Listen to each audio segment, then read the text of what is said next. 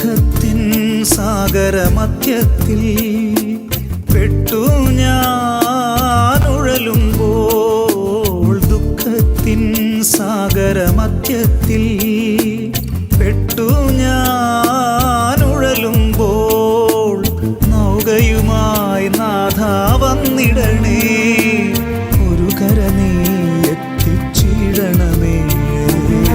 യേശുവേ യേശുവേ യേശുവേ യേശുവേ യേശുവേ കൃപയേകുകിൽ ഈ ജന്മം എത്ര ധന്യമാം. സ്തുതികളിൽ വാഴുന്ന സർവശക്തനായ ദൈവമേ, സകല ഭൂവാസികളും സർവ സൃഷ്ടജാലങ്ങളും ഒന്നു ചേർന്ന് അങ്ങേ ആരാധിക്കുന്ന നിമിഷം, കർത്താവേ, കരുണയുടെ ഈ മണിക്കൂറിൽ ഞങ്ങളും ഞങ്ങളുടെ ഹൃദയങ്ങളെ അങ്ങയിൽ ഉയർത്തി ഞങ്ങൾ ആരാധിക്കുന്നു. ഞങ്ങളുടെ സമയം അങ്ങേ സന്നദ്ധിയിൽ ഞങ്ങൾ സമർപ്പിച്ചുകൊണ്ട്, ഞങ്ങളുടെ ആരോഗ്യം ഈ പ്രാർത്ഥനാ സമയം അങ്ങേ സന്നദ്ധിയിൽ സമർപ്പിച്ചുകൊണ്ട്, ഞങ്ങളുടെ ആഗ്രഹങ്ങളെയും ഞങ്ങളുടെ സന്തോഷങ്ങളെയും ഞങ്ങളുടെ വേദനകളെയും അങ്ങേക്ക് വിട്ടുതന്നുകൊണ്ട്, കർത്താവെ, ഞങ്ങളങ്ങേ ആരാധിക്കുന്നു. അങ്ങയുടെ തിരുസന്നദ്ധിയിലായിരിക്കുന്ന ഓരോ നിമിഷവും ഈശോയെ ഞങ്ങൾക്ക് അത്രയേറെ വിലപ്പെട്ടതാണ് ഞങ്ങൾ മനസ്സിലാക്കും. ഈശോയുടെ കൂടെ ആയിരിക്കുന്ന ഓരോ നിമിഷവും ജീവിതത്തിലെ അനുഗ്രഹീത നിമിഷം. ഈശോയുടെ കൂടെയായിരിക്കുന്ന ഓരോ നിമിഷവും എൻ്റെ ജീവിതം ആനന്ദത്താൽ നിറയുന്ന സമയമാണ്. ആ കർത്താവിൻ്റെ തിരുസന്നദ്ധിയിൽ മുഴുഹൃദയത്തോടെ, മനസ്സോടെ, ആത്മാവോടെ, സർവശക്തിയോടെ ആരാധിച്ചുകൊണ്ട്, കർത്താവെ, ഞങ്ങൾ അങ്ങേ സന്നദ്ധിയിലായിരിക്കുന്നു. ഞങ്ങളുടെ ഹൃദയത്തിലെ എല്ലാ വികാരങ്ങളെയും അങ്ങയുടെ സന്നദ്ധിയിൽ ഞങ്ങൾ സമർപ്പിക്കുന്നു. അങ്ങ് ഞങ്ങൾക്ക് വേണ്ടി എടുത്ത ആ വലിയ ത്യാഗത്തെ, കർത്താവെ, ഞങ്ങൾ ഓർക്കുന്നു. ഞങ്ങൾക്ക് വേണ്ടി ബലിയായതിനെയും ഞങ്ങളുടെ രക്ഷയ്ക്ക് വേണ്ടി ഉദ്ധാനം ചെയ്ത മഹാരഹസ്യത്തെയും ഞങ്ങൾ അനുസ്മരിക്കുന്നു. കർത്താവെ, അങ്ങയുടെ മഹിമയേറിയ ആ സ്നേഹത്തിൻ്റെ മുൻപിൽ ശിരസ്സ് നമിച്ച് ഞങ്ങൾ പ്രാർത്ഥിക്കുന്നു. പരിശുദ്ധ പരമ ദിവ്യകാരുണ്യത്തിന് എന്നേരവും ആരാധനയും സ്തുതിയും പുകഴ്ചയും ഉണ്ടായിരിക്കട്ടെ. പരിശുദ്ധ പരമ ദിവ്യകാരുണ്യത്തിന് എന്നേരവും ആരാധനയും സ്തുതിയും പുകഴ്ചയും ഉണ്ടായിരിക്കട്ടെ. നിത്യസ്തുതിക്ക് യോഗ്യനായ പരമ പരിശുദ്ധ ദിവ്യകാരുണ്യത്തിന് എന്നേരവും ആരാധനയും സ്തുതിയും പുകഴ്ചയും ഉണ്ടായിരിക്കട്ടെ.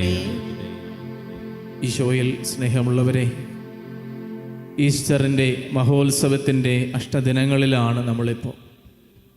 ഒരു വലിയ ആഘോഷത്തിൻ്റെ, സന്തോഷത്തിൻ്റെ, ആനന്ദത്തിൻ്റെ സമയത്തിലൂടെ സഭ കടന്നു പോവുകയാണ്. നമ്മുടെ വിശ്വാസ ജീവിതത്തിൻ്റെ ഏറ്റവും വലിയ ആഘോഷമായ ഉത്ഥാന തിരുനാളിൻ്റെ ചൂടിലും വെളിച്ചത്തിലുമൊക്കെ സഭ നിറഞ്ഞു നിൽക്കുന്ന, നമ്മൾ ഓരോരുത്തരും അഭിഷേകം ചെയ്യപ്പെടുന്ന സമയമാണ്. ഓരോ ഈസ്റ്ററും നമ്മുടെ ജീവിതത്തിലൂടെ കടന്നു പോകുന്ന വെറുമൊരു ആഘോഷത്തിൻ്റെ സമയം മാത്രമല്ല, വലിയൊരു ഓർമ്മപ്പെടുത്തൽ കൂടിയാണ്. ദൈവം നമുക്ക് വേണ്ടി ഏറ്റെടുത്ത, ദൈവം നമുക്ക് വേണ്ടി ചെയ്തു തന്ന എല്ലാ കാര്യങ്ങളെയും നമ്മളെ ഓർമ്മപ്പെടുത്തുന്ന വലിയ ഒരു തിരുനാളാണ് ഈസ്റ്റർ. കർത്താവ് തൻ്റെ തിരുശരീരവും തിരുരക്തവും നമുക്ക് വേണ്ടി പങ്കുവെച്ചുകൊണ്ട് പറഞ്ഞു, നിങ്ങളിതിൻ്റെ ഓർമ്മയ്ക്ക് വേണ്ടി ചെയ്യുവിൻ. എന്താണ് ഞാൻ ഓർക്കണമെന്ന് ദൈവം ആഗ്രഹിക്കുന്നത്? ഇസ്രായേൽ ജനത്തെ ഈജിപ്തിൻ്റെ അടിമത്തത്തിൽ നിന്ന് ദൈവം പുറത്തു കൊണ്ടുവന്നിട്ട് അവരോട് പറഞ്ഞു, ഓരോ വർഷവും നിങ്ങൾ പെസഹ ആഘോഷിക്കുമ്പോൾ നിങ്ങളുടെ ദൈവം നിങ്ങളെ അടിമത്തത്തിൽ നിന്ന് വിടിവിച്ചതിൻ്റെ കഥ നിങ്ങളുടെ മക്കൾക്ക് നിങ്ങൾ പറഞ്ഞു കൊടുക്കണം. ആ ഒരു സംഭവം വരും തലമുറയോട് നിങ്ങൾ വിവരിക്കണം. കാരണം ദൈവം നിങ്ങളെ എങ്ങനെ മോചിപ്പിച്ചുവെന്നും എങ്ങനെ രക്ഷിച്ചുവെന്നും എങ്ങനെ രൂപപ്പെടുത്തിയെന്നും ദൈവമാണ് നിങ്ങളുടെ ഏക കർത്താവെന്ന് നിങ്ങളുടെ മക്കൾ അറിയേണ്ടതിന് നിങ്ങൾക്കുണ്ടായ ആ ദൈവിക അനുഭവം അവർക്ക് നിങ്ങൾ പങ്കുവെച്ചു കൊടുക്കണം. കർത്താവ് നമ്മോട് പറയുന്നത്, നിങ്ങൾ ഈ ബലി അർപ്പിക്കുമ്പോൾ, നിങ്ങൾ ഈ ബലിയിൽ പങ്കെടുക്കുമ്പോൾ, ബലി അർപ്പിക്കുമ്പോൾ, ഞാൻ കാൽവരിയിൽ നിങ്ങൾക്ക് വേണ്ടി ചിന്തിയ വിലയേറിയ തിരുരക്തത്തിൻ്റെയും നിങ്ങൾക്ക് വേണ്ടി പിളർക്കപ്പെട്ട എൻ്റെ ജീവിതത്തിൻ്റെയും ഒക്കെ ഓർമ്മ നിങ്ങൾ ഓർക്കുമ്പോൾ, ആചരിക്കുമ്പോൾ, നിങ്ങളുടെ ഉള്ളിലുണ്ടാകേണ്ടത് എന്തോർമ്മയാണ്? എൻ്റെ ദൈവം എനിക്ക് വേണ്ടി ചെയ്ത ആ മഹത്തായ ബലിയുടെ ഓർമ്മ.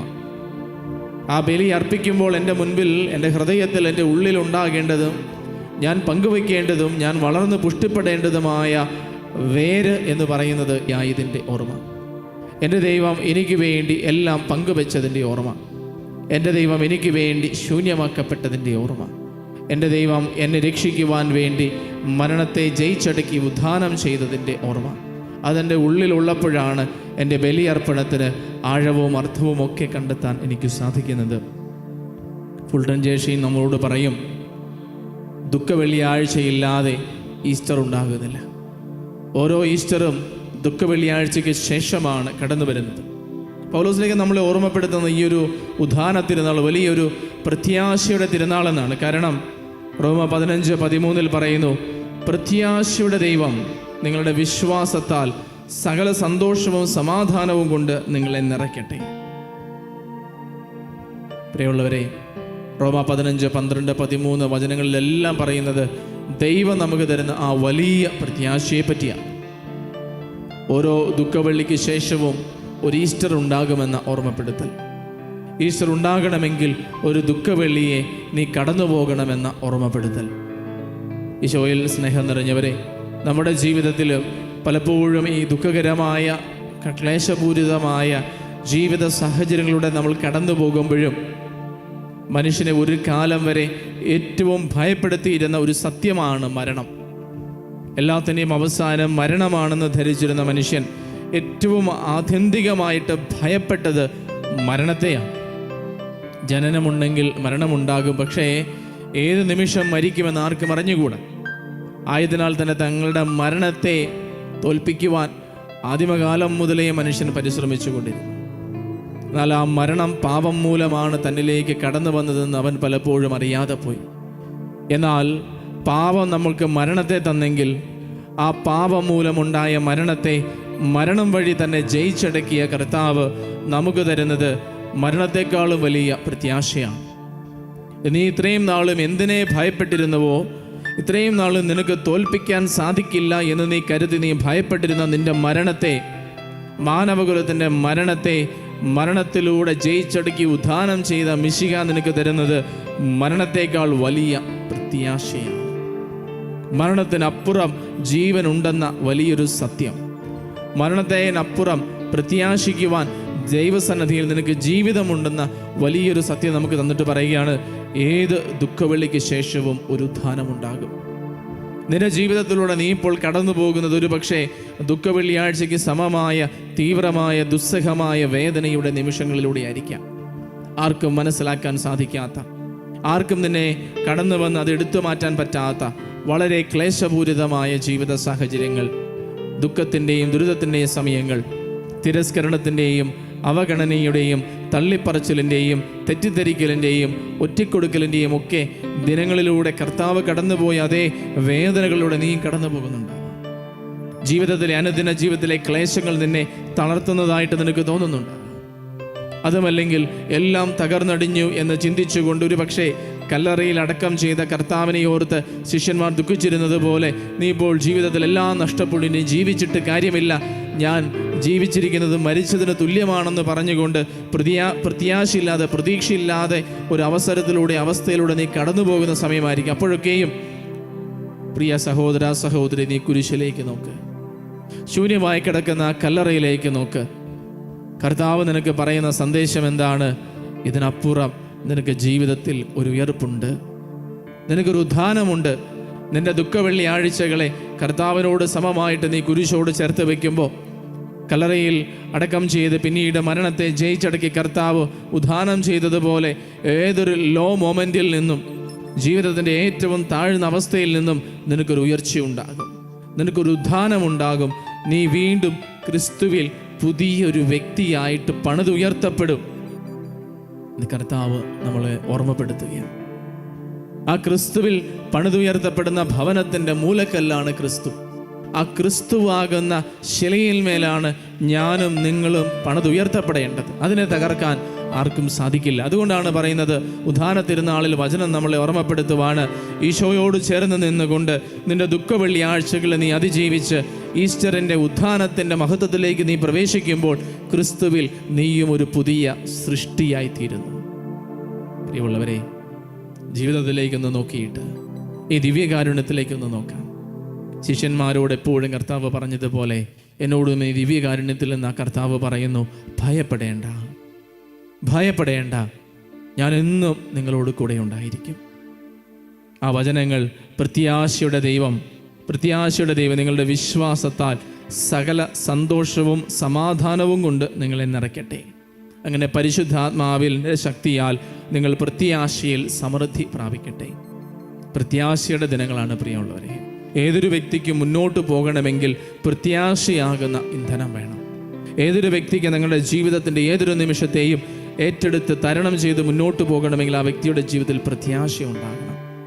ഉദ്ധിതനായ കർത്താവ് നമ്മൾക്ക് തരുന്നത് ആ ഒരു പ്രത്യാശയാണ്. ഒന്നും അവസാനമല്ല, എല്ലാം അവസരങ്ങളാണ്. ഒന്നും അവസാനമല്ല, എല്ലാം ഉദ്ധാനത്തിൻ്റെ മുന്നോടിയാണെന്ന് ഓർമ്മപ്പെടുത്തൽ.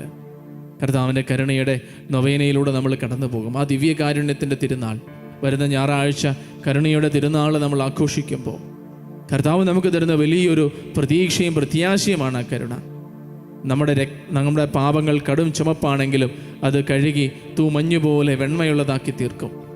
നിന്റെ ശിക്ഷയുടെ കാലാവധി കർത്താവ് മാറ്റിവെച്ച് രക്ഷപ്പെടുവാനുള്ള നിന്റെ എല്ലാ അവസരങ്ങളും കർത്താവ് നിന്റെ മുൻപിൽ തുറന്നു തരുന്ന സമയം. ഇതിന്മേലായിരുന്നു കൊണ്ട് കർത്താവിൻ്റെ കരുണയുടെ ആശീർവാദം നമുക്ക് ഏറ്റെടുക്കാം.